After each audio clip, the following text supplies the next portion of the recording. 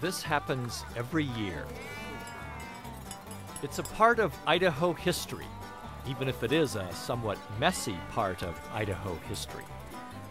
Way back in the olden days, the mountains stretching to the western sky were covered in sheep. Millions of them scuttled through the sage and munched their way across the landscape.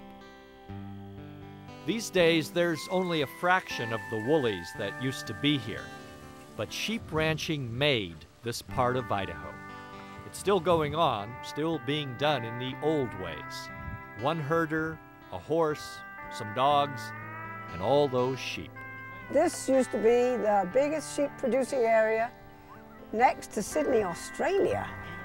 There aren't as many as there used to be, but sheep still blanket the rugged and these days extremely expensive hills around Sun Valley. The tradition is still here, even if Starbucks has taken the place of the old Merc.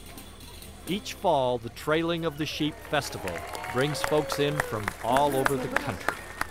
It's a real deal, and people are here from all over. Yes, I think they're even here from the East Coast.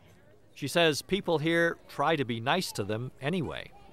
They line the streets of Ketchum, and it's standing room only. This festival is built on the old ways of doing things, built on history. But most of the crowd, well, they're not quite aware of it.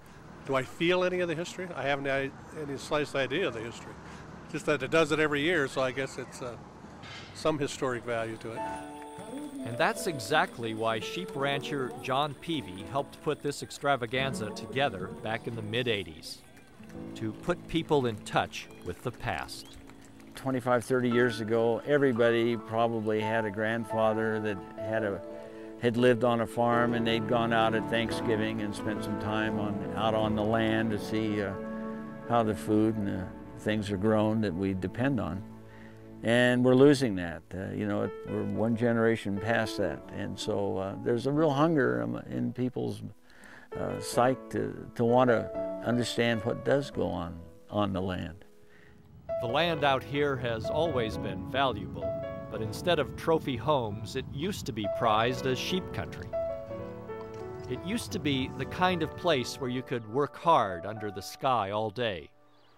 The kind of place where your thoughts could run free. Our lives get so cluttered now, and people don't really have a time to think and dream and create things in your mind. And this kind of a life lends itself to that. The festival celebrates an older time that's still only a few generations away. Some of the first sheep herders out here were Basque. They left Europe for greener pastures and eventually ended up in the sagebrush of Idaho. They brought rich traditions of food and dance, and music that still rings through the air up here.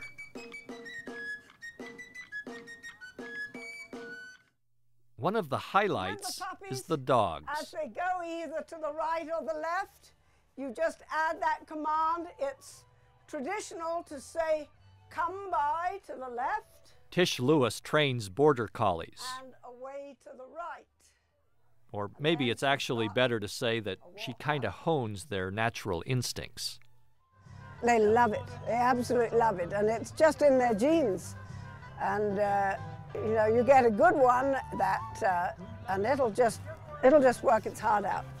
Just work its heart out. For Tish Lewis, the past and the present blend. Well, I think there's some of us diehards that we love to see the old traditions, and I mean, we still use sheep for so many things, and I don't think people realize what we do use sheep for and how important they are to everything. Having the sheep here, seeing them make their way through town, well, it's just sort of the way it should be. It's quite a sight to see them coming off the mountain and then down through it. It really is, and their sheep are in beautiful condition. And yeah, I think it's neat. It's neat, it's historic, and for some, like Navajo weaver Roy Cady, well, it's a lot deeper than that. We keep the sheep and we raise the sheep because when it was given to us, we were told never to ever forget or never to eradicate the sheep, because that is the backbone for your people. You will always prosper in life and continue for many generations if you carry the sheep. So maybe that's part of the secret to this portion of Idaho. Maybe keeping the tradition of sheep has helped keep the Wood River Valley special. You have to admit, there's something about woolly sheep amid the golden leaves and sagebrush that seems almost magical.